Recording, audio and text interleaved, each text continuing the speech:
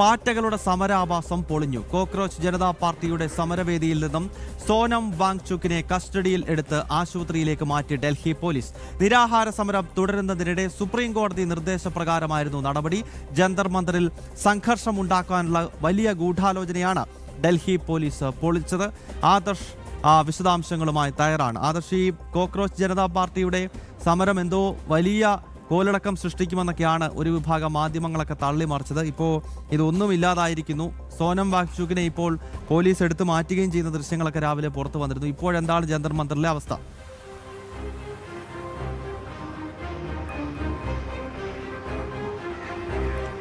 ഗൗതം, ജന്തർ മന്ദറിൽ നിരാഹാര സമരത്തിലായിരുന്ന സോനം വാങ്ചുക്കിനെ ഡൽഹി പോലീസ് കസ്റ്റഡിയിലെടുത്ത് സഫ്ദർജംഗ് ആശുപത്രിയിലേക്ക് മാറ്റിയിരിക്കുകയാണ്.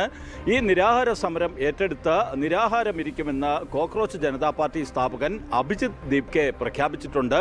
എന്തായാലും സമരം എന്ന പേരിൽ ഇറങ്ങിയ സ്ഥിതിക്ക് ഇനിയിപ്പോൾ അത് മുന്നോട്ട് കൊണ്ടുപോവുക എന്നുള്ള ഒരു വലിയ ഉത്തരവാദിത്വം അത് ഈ അഭിജിത് ദീപ്കയുടെ മുന്നിലുണ്ട്. അതുകൊണ്ട് തന്നെയാണ് അഭിജിത് ദീപ്കെ ഈ സമരം ഏറ്റെടുക്കുന്നു, താൻ നിരാഹാര സമരവുമായി മുന്നോട്ട് പോകുന്നു എന്ന് പ്രഖ്യാപിച്ചത്. കാരണം ഈ സമരം നടക്കുമ്പോൾ തന്നെ രാത്രിയിൽ തന്നെ സംഘർഷം ഉണ്ടാക്കുവാനുള്ള ചില ശ്രമങ്ങളൊക്കെ കോക്രോച്ച് ജനതാ പാർട്ടിയുടെ ഭാഗത്തു നിന്നുണ്ടായി. അവർ ഈ നിരാഹാര സമരത്തിലായിരുന്ന സോനം വാങ്ചുക്കിനെ ആക്രമിക്കാൻ ചില ശ്രമങ്ങൾ നടന്നു എന്ന തരത്തിൽ പറഞ്ഞുകൊണ്ട് സംഘർഷത്തിന് ശ്രമിച്ചു. എന്നാൽ ഡൽഹി പോലീസ് കൃത്യമായിട്ടുള്ള ഇടപെടലുകൾ നടത്തി സംഘർഷം ഒഴിവാക്കുകയായിരുന്നു. പിന്നീടാണ് രാവിലെ സോനം വാങ്ചുക്കിനെ തന്നെ കസ്റ്റഡിയിലെടുത്ത് ഈ സഫ്ദർജംഗ് ആശുപത്രിയിലേക്ക് മാറ്റിയത്. എന്തായാലും ഈ അഭിജിത് ദീപ്കയെയും കൂട്ടരെയും സംബന്ധിച്ചിടത്തോളം അവർ വലിയ ഒരു ഹൈപ്പൊക്കെ കൊടുത്ത് സമൂഹ മാധ്യമങ്ങളിലൂടെ വലിയ പ്രചാരണമൊക്കെ നടത്തിയായിരുന്നു ജന്തർ മന്ദറിൽ സമരവുമായി ഇറങ്ങിയത്. 2 സമരങ്ങൾ അവർ ജന്തർ മന്ദറിൽ നടത്തി. പിന്നീടാണ് സോനം വാങ്ചുക്കിൻ്റെ നേതൃത്വത്തിൽ അനിശ്ചിതകാല നിരാഹാര സമരം എന്ന് പറഞ്ഞുകൊണ്ട് അവർ ജന്തർ മന്ദറിലേക്ക് എത്തുന്നത്. സോനം വാങ്ചുക്കിൻ്റെ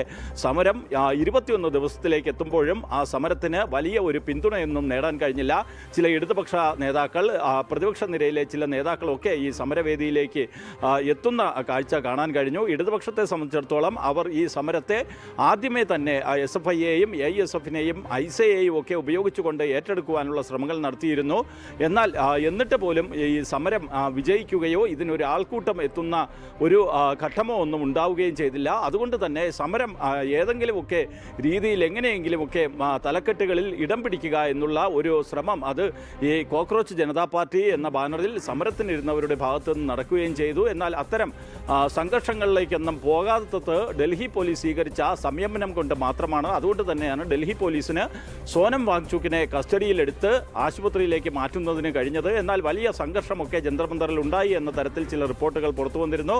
അതേസമയം ഡൽഹി പോലീസ് ആകട്ടെ ഈ വാർത്തകളൊക്കെ തള്ളിക്കളയുകയും ലാത്തി ചാർജ് പോലും ഉണ്ടായിട്ടില്ല എന്ന് അറിയിക്കുകയും ചെയ്തിരിക്കുകയാണ്. എന്തായാലും കോക്രോച്ച് ജനതാ പാർട്ടിയെ സംബന്ധിച്ചിടത്തോളം അവർ 20-ന് പാർലമെന്റ് മാർച്ച് അടക്കം പ്രഖ്യാപിച്ചിട്ടുണ്ട്. എങ്ങനെയെങ്കിലും ഈ സമരത്തെ, അതുമല്ലെങ്കിൽ കോക്രോച്ച് ജനതാ പാർട്ടി എന്ന പേരിൽ സമൂഹ മാധ്യമങ്ങളിലും മറ്റും നടത്തിയ വലിയൊരു പ്രചാരണം, ആ പ്രചാരണത്തിൻ്റെ 7 അയലത്ത് പോലും ഈ സമരം എത്തിയില്ല എന്നതിൻ്റെ ഒരു ജാള്യത മറയ്ക്കുന്നതിനുള്ള ശ്രമങ്ങൾ അവർ നടത്തുന്നുണ്ട്. അതുകൊണ്ട് തന്നെയാണ് പ്രതിപക്ഷ പാർട്ടികളുടെ ഒക്കെ പിന്തുണ, ഒപ്പം തന്നെ കർഷക സമരത്തിന് നേതൃത്വം നൽകിയ പാർട്ടികളുടെ ഒക്കെ പിന്തുണ തേടിക്കൊണ്ട് അവർ ഇതിനെ ഒരു വലിയ പ്രക്ഷോഭമാക്കി മാറ്റുന്നതിനുള്ള ശ്രമം നടത്തിയത്. ആ ശ്രമങ്ങളും എല്ലാം പൊളിയുന്ന ഒരു കാഴ്ചയാണ് കണ്ടത്. എന്തായാലും 20-നുള്ള പാർലമെന്റ് മാർച്ച് നടത്തുമെന്നാണ് ഇപ്പോൾ കോക്രോച്ച് ജനതാ പാർട്ടിയുടെ വക്താക്കൾ നൽകുന്ന വിവരം. ഗൗതം, ഓക്കെ, വ്യക്തമാണ്. എന്തായാലും കോക്രോച്ച് ജനതാ പാർട്ടിയുടെ പാറ്റകളുടെ സമരം പൊളിഞ്ഞ് പാളിസായിരിക്കുകയാണ്.